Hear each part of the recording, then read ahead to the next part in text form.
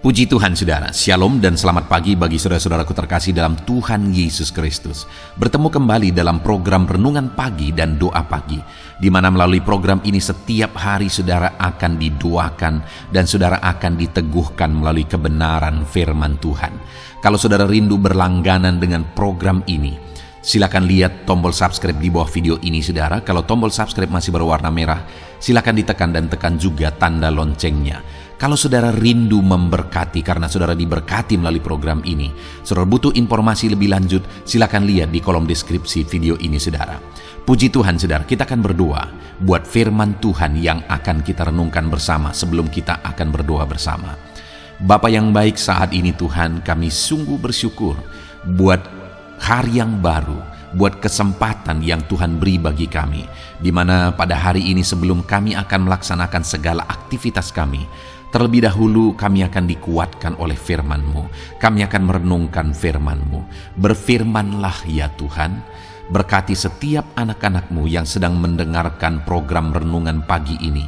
Berkati hidup mereka, hati dan pikiran mereka melalui kebenaran firman-Mu. Kuatkan mereka, teguhkan mereka melalui kebenaran firman-Mu ya Tuhan. Dan Tuhan juga yang mengurapi hamba dalam menyampaikan firman-Mu. Terima kasih Bapa yang baik, kami sungguh bersyukur buat kebaikan Tuhan di pagi hari ini. Dan dengan penuh sukacita, dengan penuh kerinduan, kami mau renungkan firman Tuhan dalam nama Tuhan Yesus Kristus. Haleluya, haleluya. Amin.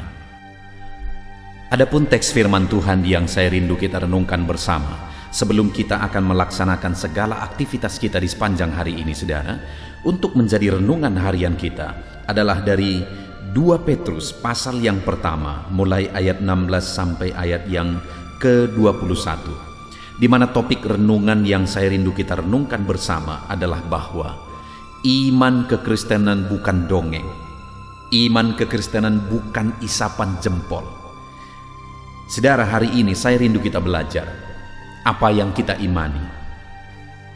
Di dunia ini begitu banyak orang yang berkata bahwa mereka orang beriman. Tetapi yang menjadi pertanyaannya adalah, apakah mereka pernah menganalisa, apakah mereka pernah menguji iman mereka itu? Artinya maksudnya objek dari iman mereka itu. Apakah benar-benar apa yang mereka percayai merupakan kebenaran mutlak?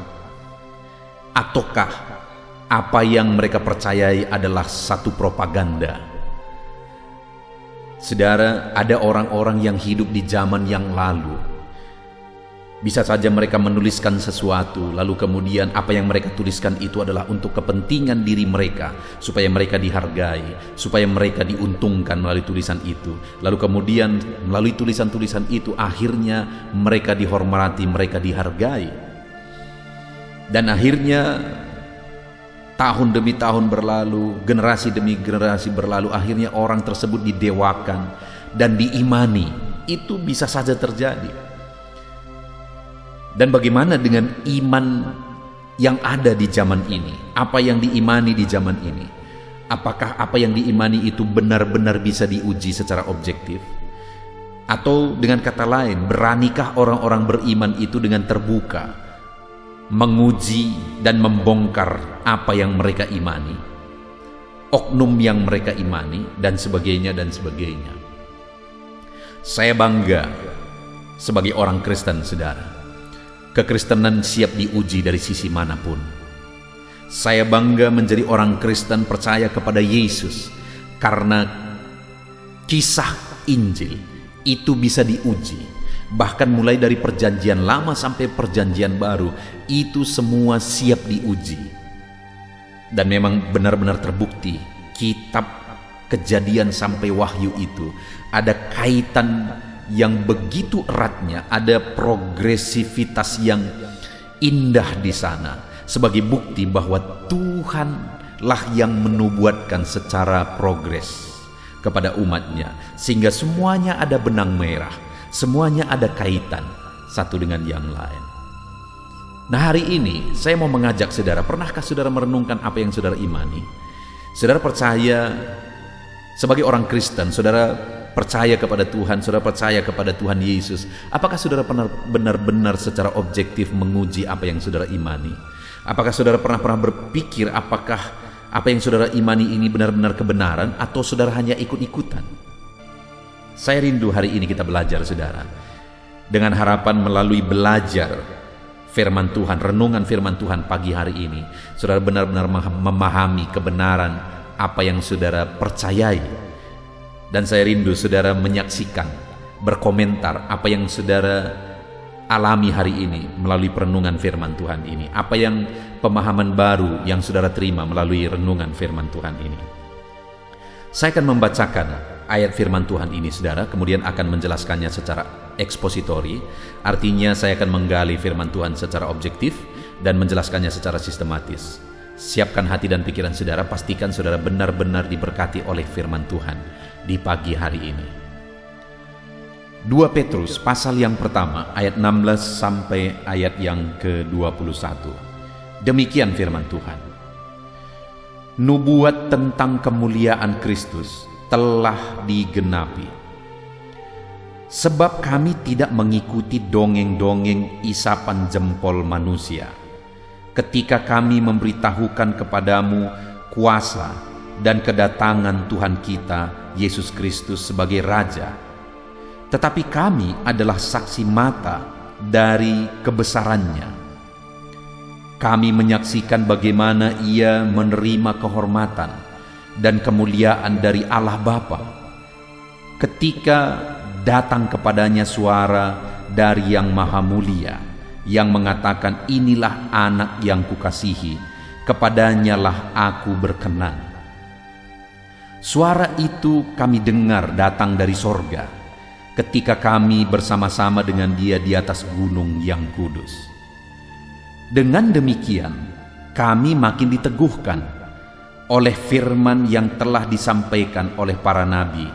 Alangkah baiknya kalau kamu memperhatikannya sama seperti memperhatikan pelita yang bercahaya di tempat yang gelap, sampai fajar menyingsing dan bintang timur terbit bersinar di dalam hatimu. Yang terutama harus kamu ketahui ialah bahwa nubuat-nubuat dalam kitab suci tidak boleh ditafsirkan menurut kehendak sendiri, sebab tidak pernah nubuat dihasilkan oleh kehendak manusia, tetapi oleh dorongan Roh Kudus orang-orang berbicara atas nama Allah.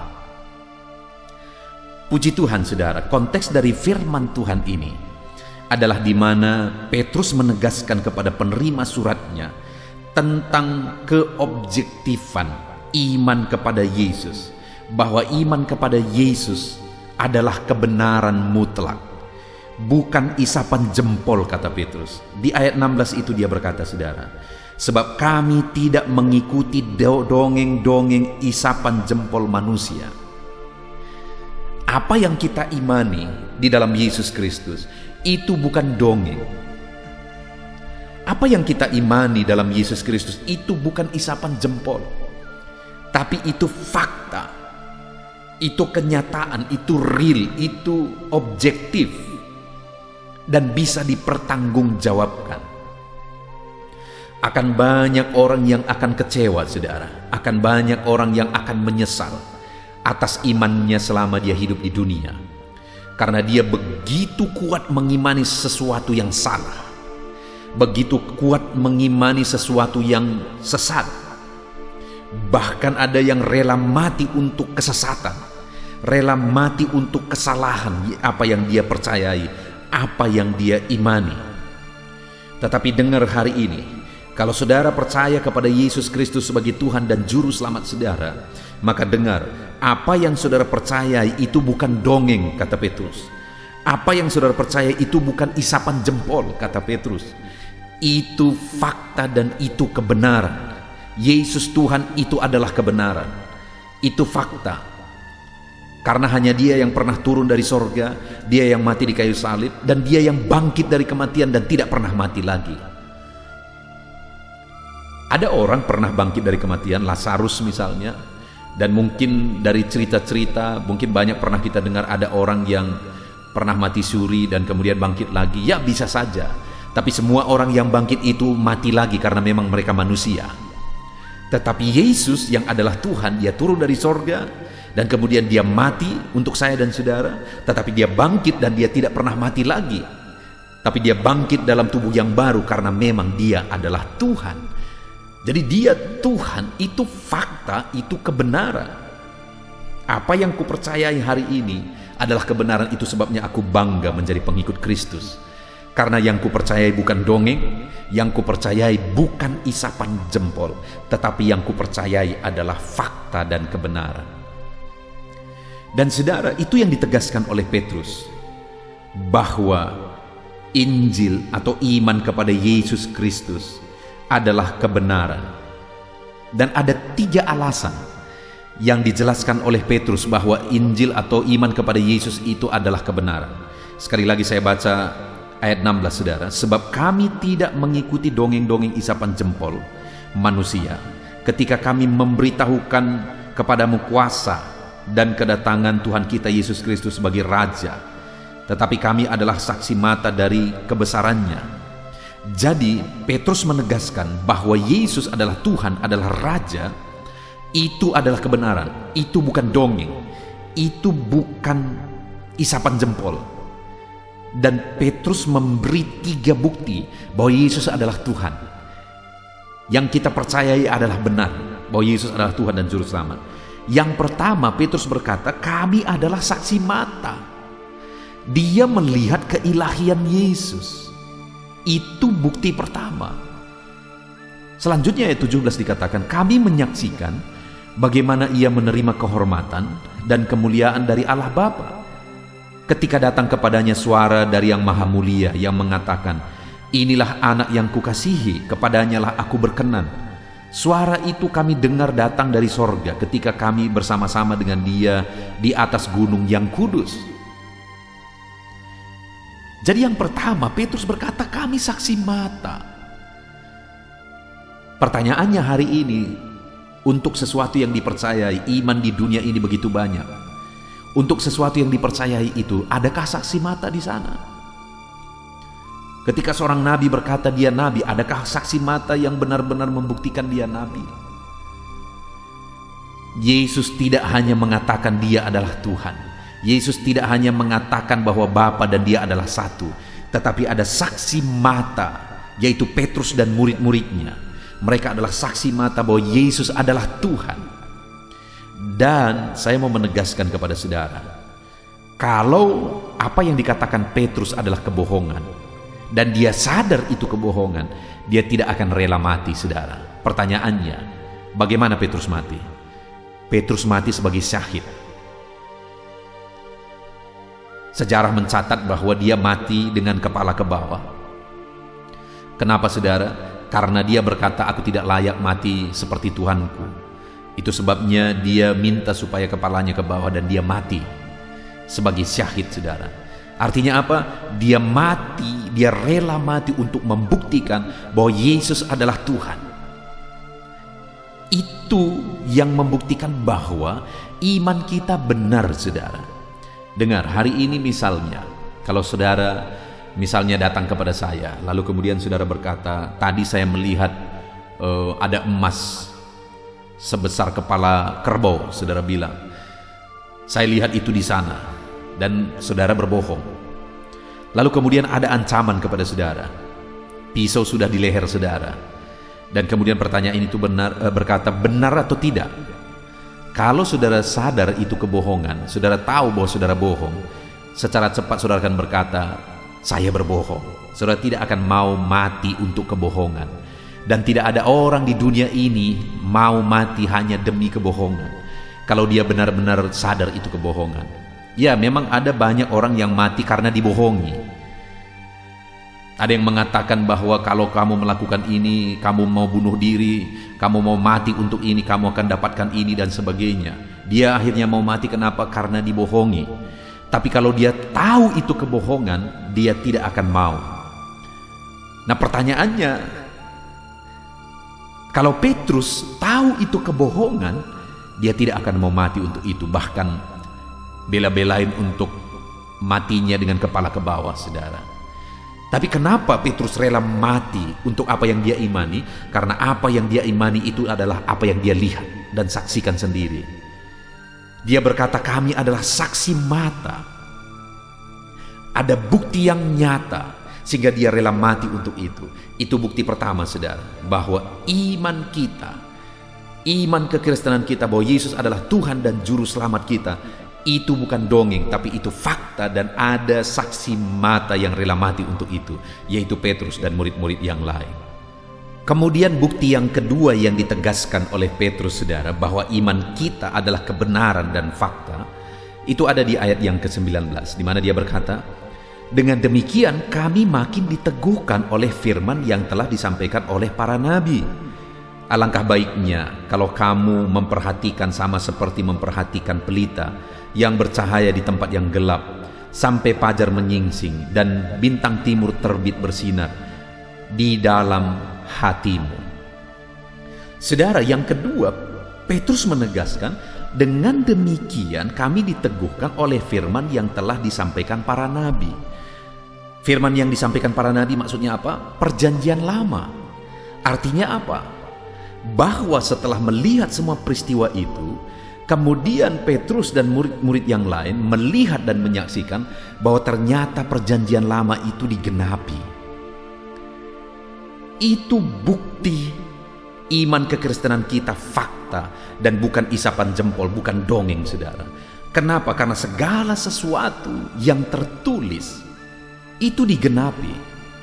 Misalnya di dalam Yesaya pasal 52, 53, di sana dijelaskan tentang penderitaan Yesus, dinubuatkan di sana bahwa Yesus akan mati, bahwa akan ada orang yang berkorban, ada juru selamat yang akan menggantikan manusia. Dia rela menderita, rupanya tidak seperti manusia lagi dan sebagainya. Semuanya dinubuatkan di sana, dan ratusan tahun kemudian digenapi. Artinya apa, saudara? Bahwa apa yang kita imani itu benar dan fakta. Karena memang Tuhan sudah mewahyukan dari Kejadian sampai Wahyu, semuanya sudah diurutkan oleh Tuhan. Bahkan yang belum terjadi pun dia sudah nubuatkan. Salah satunya kelahiran Yesus sudah dinubuatkan dari seorang perawan. Itu sudah dinubuatkan dalam Yesaya, di mana itu dinubuatkan kalau tidak salah sekitar 700 tahun sebelumnya.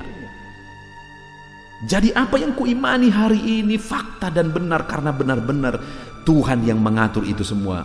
Lalu kemudian ratusan tahun kemudian digenapi. Itu yang dikatakan oleh Petrus, bahwa apa yang tertulis dalam perjanjian lama itu digenapi. Itu sebabnya Petrus berkata bahwa apa yang kami imani bukan dongeng, bukan isapan jempol, karena ternyata perjanjian lama itu digenapi. Saudara, hari ini dengar, apa yang saudara imani dalam Yesus Kristus itu bukan dongeng. Karena kalau saudara belajar Alkitab, saudara akan melihat segala sesuatu yang belum terjadi seringkali sudah dinubuatkan oleh Tuhan. Dan kemudian akhirnya waktu demi waktu terjadi, waktu demi waktu terjadi, waktu demi waktu terjadi. Dan dengar, saudara, di akhir zaman ini ke depan akan terjadi peristiwa-peristiwa yang telah dinubuatkan di dalam Alkitab. Jadi sekali lagi, dengar, apa yang saudara percaya bukan dongeng. Apa yang saudara percayai adalah benar-benar iman yang benar. Itu sebabnya jangan pernah undur dari Tuhan. Jangan pernah meninggalkan Tuhan, karena hari ini kalau saudara percaya Yesus adalah Tuhan dan Juru Selamat saudara, saudara sudah dalam iman yang benar. Lalu kemudian yang terakhir, saudara, ayat 20. Alasan ketiga bahwa iman kekristenan itu adalah iman yang benar. Ayat 20 dikatakan, yang terutama harus kamu ketahui ialah bahwa nubuat-nubuat dalam kitab suci tidak boleh ditafsirkan menurut kehendak sendiri, sebab tidak pernah nubuat dihasilkan oleh kehendak manusia, tetapi oleh dorongan Roh Kudus orang-orang berbicara atas nama Allah. Bukti yang ketiga, saudara, ada Roh Allah yang bekerja dalam iman kekristenan. Ada Roh Kudus yang bekerja di sana. Kenapa dari Kejadian sampai Wahyu semuanya ada benang merah, ada keterkaitan, digenapi. Kenapa, saudara? Karena memang semuanya itu pekerjaan Roh Kudus. Roh Kuduslah yang mengilhamkan, mewahyukan firman-Nya kepada hamba-hambanya, kepada nabi-nabinya, kepada rasul-rasulnya. Roh Kuduslah yang mewahyukan. Dia adalah Roh Allah. Sehingga semuanya ada keterkaitan. Itu sebabnya Petrus berkata, iman kekristenan kita bukan dongeng, bukan isapan jempol, karena ada Roh Kudus yang berkarya, ada Roh Kudus yang bekerja di dalamnya. Puji Tuhan saudara, pagi hari ini kita sungguh bersyukur buat firman Tuhan. Kembali kita belajar bahwa iman kita adalah kebenaran. Sangat-sangat bersyukur kalau hari ini kita percaya kepada Yesus sebagai Tuhan dan Juru Selamat kita. Karena kita ada pada iman yang benar. Alasannya apa saudara? Karena ada saksi mata atas apa yang kita imani. Dan saksi mata itu bahkan rela mati karena memang dia menyaksikan kebenaran. Dan yang kedua, terbukti perjanjian lama itu digenapi. Nubuat-nubuatan firman Tuhan itu yang sebelumnya sudah dicatat, diwahyukan, ternyata digenapi. Itu bukti bahwa Alkitab adalah firman Tuhan dan wahyu Tuhan. Dan kemudian juga terbukti bahwa Roh Kudus yang bekerja, karena ada keterkaitan dari semuanya. Jadi semuanya persis terjadi. Kenapa? Karena ada Roh Kudus yang bekerja. Itu sebabnya saat ini saya mau menegaskan kepada saudara, banggalah menjadi orang Kristen. Bersyukurlah menjadi orang Kristen. Bangga dan bersyukurlah punya iman yang benar, yaitu iman dalam Yesus Kristus. Itu sebabnya jangan pernah berpaling dari iman saudara, karena iman kita adalah kebenaran. Jalani hidup saudara terus dalam iman. Hari ini pun jalani segala aktivitas saudara terus dalam iman. Tetap kuat dan semakin kuat dalam iman. Puji Tuhan saudara, kita sungguh bersyukur buat firman Tuhan hari ini. Biarlah renungan ini menjadi renungan saudara di sepanjang hari ini. Sebentar lagi kita akan berdoa buat segala aktivitas kita di sepanjang hari ini. Namun sebelumnya, mari buat komitmen untuk tetap kuat dalam iman. Karena iman kita dalam Yesus Kristus yang adalah Tuhan dan Juru Selamat kita adalah iman yang benar dan bisa dipertanggungjawabkan. Puji Tuhan saudara, kiranya firman Tuhan ini memberkati saudara dalam nama Tuhan Yesus Kristus. Haleluya. Puji Tuhan saudara, saya percaya firman Tuhan yang telah kita renungkan bersama telah memberkati setiap saudara, telah membangkitkan iman saudara, sehingga hari ini saudara bisa melaksanakan segala aktivitas saudara berdasarkan prinsip-prinsip kebenaran firman Tuhan. Namun sebelum saudara akan melaksanakan segala aktivitas saudara di sepanjang hari ini, saya rindu berdoa bagi setiap saudara, mendoakan segala aktivitas saudara sepanjang hari ini, mendoakan profesi saudara, bahkan mendoakan segala beban dan persoalan saudara. Sehingga hari ini saudara bisa menjalani hari ini dengan penuh damai sejahtera Tuhan, dengan penuh kelegaan dalam penyertaan Tuhan. Itu sebabnya saat ini saudara, mari kita datang kepada Tuhan dengan sikap yang benar, dengan iman yang benar, bahwa Allah kita sanggup memberkati setiap saudara. Puji Tuhan saudara, mari kita berdoa bersama. Bapa di sorga, saat ini Tuhan, hamba berdoa bagi setiap anak-anak-Mu ini. Engkau yang mengenal mereka pribadi lepas pribadi ya Tuhan. Engkau yang tahu segala sesuatu dalam kehidupan anak-anak-Mu. Bapa yang baik, dalam aktivitas mereka di sepanjang hari ini, apapun yang mereka akan lakukan, biarlah penyertaan Tuhan nyata dalam kehidupan mereka. Biarlah penyertaan-Mu nyata dalam segala aktivitas mereka ya Tuhan. Karena dengan penyertaan-Mu lah mereka akan berhasil dalam apapun yang mereka kerjakan. Dengan penyertaan-Mu lah, maka apa yang mereka kerjakan itu akan jadi kemuliaan bagi nama-Mu. Itu sebabnya biarlah penyertaan-Mu nyata bagi kehidupan anak-anak-Mu dalam segala sesuatu yang mereka kerjakan ya Tuhan, dalam nama Tuhan Yesus Kristus. Dan biarlah apa yang mereka kerjakan itu berhasil, sehingga mereka melihat campur tangan Tuhan yang besar, campur tangan Tuhan yang dahsyat. Mereka akan menyaksikan betapa luar biasa berkat Tuhan, keberhasilan, kesuksesan yang mereka alami dalam penyertaan Tuhan, dalam nama Yesus Kristus. Haleluya. Bapa yang baik, hamba berdoa, biarlah hikmat-Mu memenuhi hati dan pikiran anak-anak-Mu ya Tuhan. Karena dengan hikmat-Mu lah mereka akan bisa mengerjakan segala sesuatunya dengan cara yang terbaik. Dan dengan hikmat-Mu lah, maka mereka akan berhasil sesuai dengan rencana-Mu ya Tuhan. Itu sebabnya saat ini hamba berdoa, biarlah hikmat Tuhan memenuhi hati dan pikiran anak-anak-Mu dalam nama Yesus Kristus. Dalam nama Yesus, berikan mereka hikmat dalam bertindak, berikan mereka hikmat dalam mengambil keputusan, berikan mereka hikmat dalam apapun yang mereka kerjakan ya Tuhan, dalam nama Tuhan Yesus Kristus. Bapa yang baik, hamba berdoa, biarlah damai sejahtera Tuhan memenuhi hati dan pikiran anak-anak-Mu, sehingga mereka melakukan semuanya dengan penuh ketenangan, dengan penuh damai-Mu ya Bapa. Bapa yang baik, ajar anak-anak-Mu mengerjakan yang terbaik. Sebagai anak-anak Tuhan, kami harus mengerjakan yang terbaik lebih daripada orang lain melakukannya. Apapun yang dikerjakan anak-anak-Mu, ajar mereka mengerjakannya dengan cara yang terbaik. Dalam nama Tuhan Yesus, dalam nama Tuhan Yesus. Haleluya, haleluya, haleluya. Bapa yang baik, saat ini Tuhan, hamba berdoa bagi anak-anak-Mu dalam profesi mereka masing-masing. Apapun yang menjadi profesi mereka yang tidak bertentangan dengan firman-Mu, biarlah Tuhan yang memberkati. Hamba berdoa bagi anak-anak-Mu yang bekerja sebagai petani ya Tuhan. Tuhan berkati anak-anak-Mu ini dalam nama Yesus Kristus. Biar apa yang mereka tanam, biar apa yang mereka kerjakan, Tuhan jadikan itu berhasil ya Tuhan. Berkati para petani, mereka punya peran yang besar dalam mencukupkan segala kebutuhan pangan. Dalam nama Tuhan Yesus Kristus, itu sebabnya berkati mereka dalam apa yang mereka kerjakan. Dalam nama Tuhan Yesus Kristus, biar Tuhan mencurahkan berkat-Mu atas kehidupan mereka. Tuhan melindungi mereka, berikan mereka kesehatan, penyertaan Tuhan nyata bagi para petani ya Tuhan, dalam nama Yesus, dalam nama Yesus. Bahkan kami juga berdoa, berkati anak-anak-Mu yang berprofesi sebagai pengusaha, sebagai pebisnis, sebagai pedagang.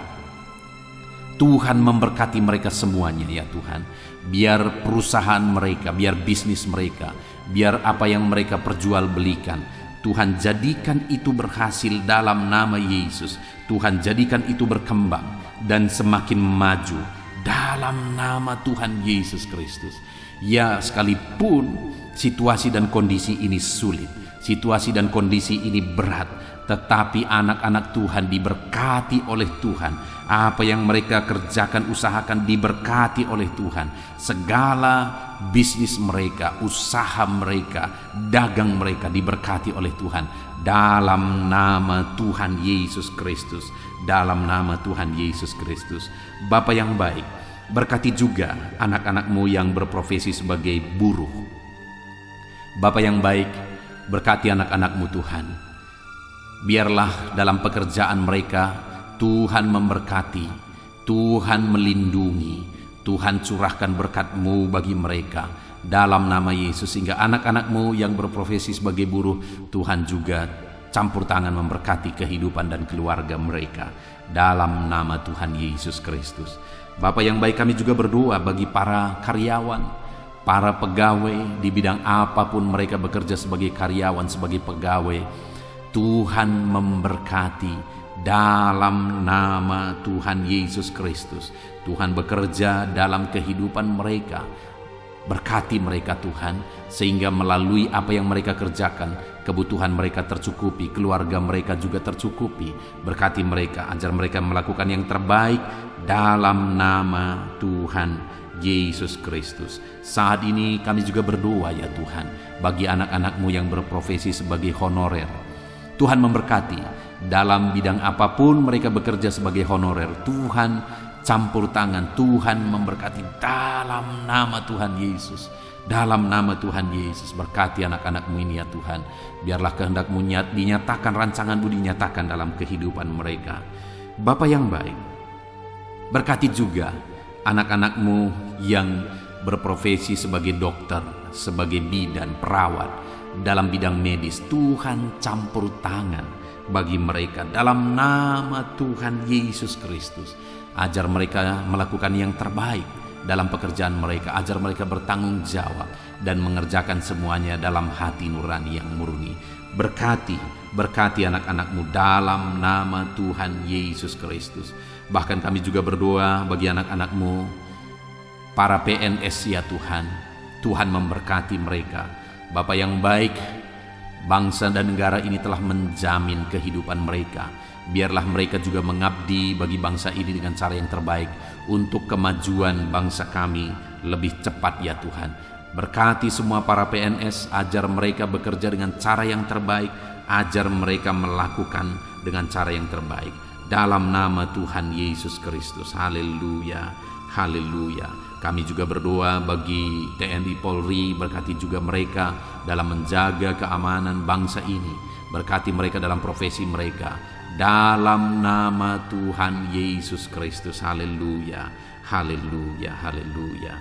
Bapa yang baik, mungkin ada anak-anakmu saat ini yang sedang ada dalam situasi dan kondisi pengangguran, disebabkan oleh sulitnya lapangan kerja, atau mungkin disebabkan oleh karena di PHK karena kondisi yang ada.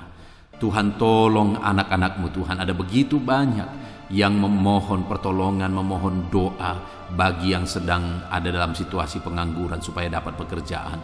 Saat ini hamba berdoa, berkati anak-anakmu yang membutuhkan pekerjaan.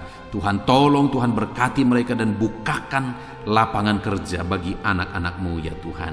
Dalam nama Yesus, biarlah Tuhan tolong anak-anakmu yang sedang ada dalam situasi pengangguran. Bapa yang baik, hamba juga berdoa bagi orang-orang tua yang sudah pensiun. Biarlah Tuhan memberkati mereka, Tuhan memberikan sukacita, kedamaian dan ketentraman bagi mereka di masa-masa pensiun mereka, di masa tua mereka. Tuhan tolong dan memberkati mereka ya Tuhan. Dalam nama Yesus. Dan saat ini hamba berdoa, apapun profesi anak-anakmu yang belum disebutkan, Tuhan kiranya memberkati, Tuhan kiranya menolong dalam nama Yesus, sehingga anak-anakmu bisa berhasil di dalam kehidupan mereka. Tuhan campur tangan, Tuhan bekerja, Tuhan berkarya dalam nama Tuhan Yesus Kristus. Haleluya, haleluya, haleluya.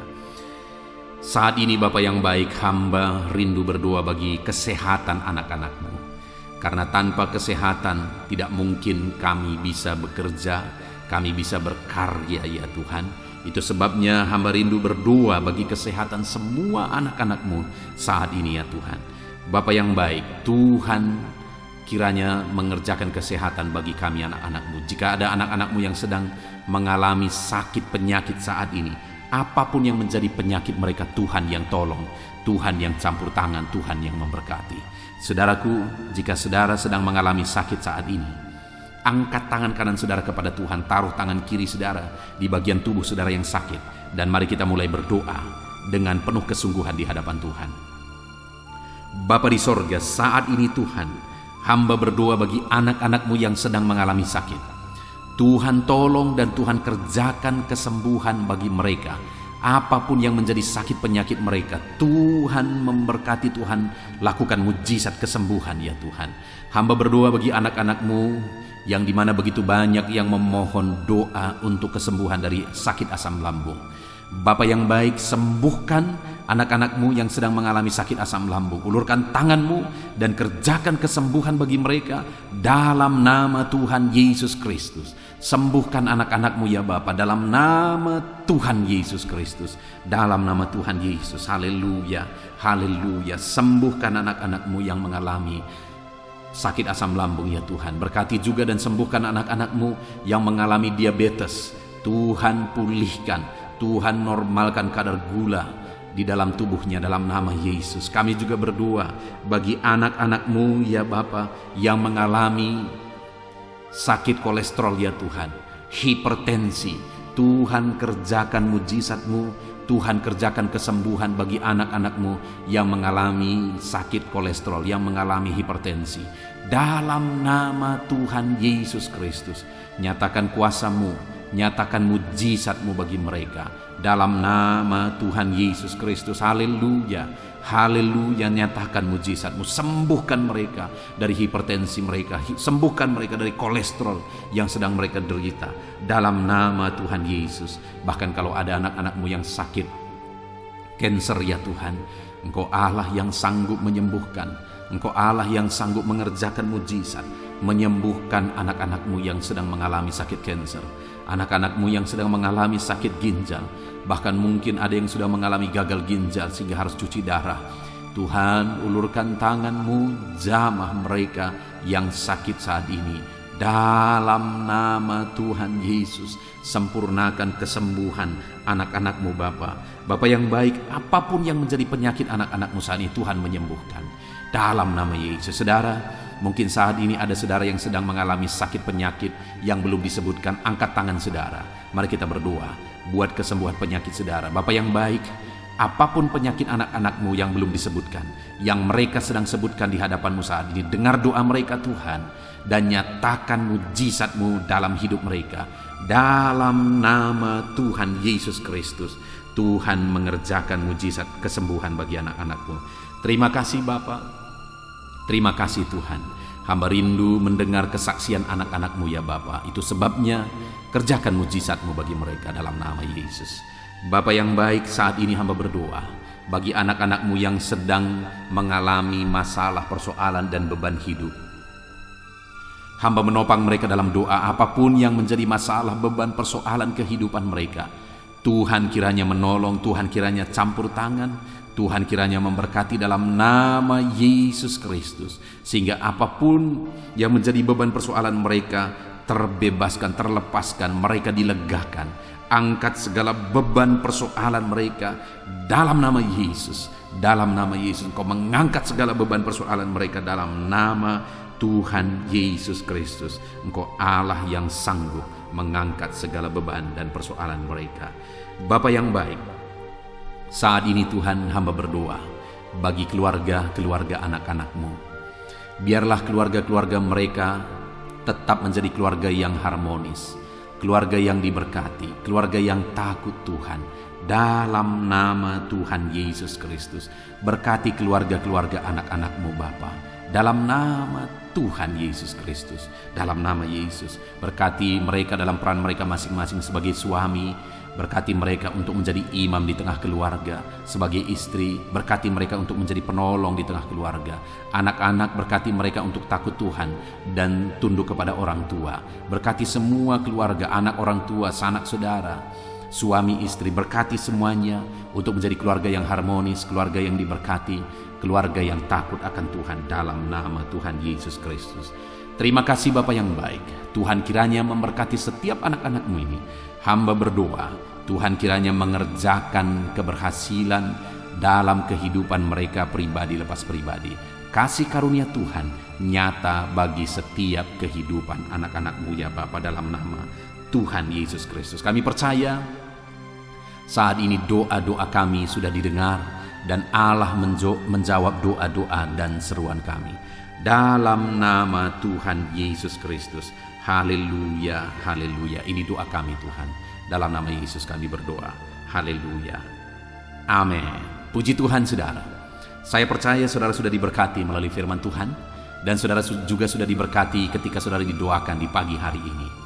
Kalau saudara rindu terus berlangganan melalui channel ini, saudara diberkati setiap hari melalui channel ini, silakan lihat tombol subscribe di bawah video ini. Kalau tombol subscribe masih berwarna merah, silakan ditekan dan tekan juga tanda loncengnya. Maka dengan demikian setiap hari saudara akan diberkati melalui firman Tuhan dan saudara akan didoakan.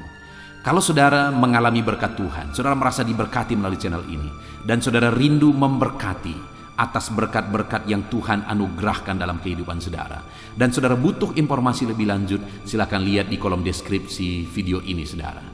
Puji Tuhan saudara, Tuhan kiranya memberkati setiap saudara. Lakukan yang terbaik di sepanjang hari ini, dan keberhasilan kesuksesan kiranya menyertai saudara. Tuhan menyertai saudara dalam nama Tuhan Yesus Kristus. Haleluya. Amin.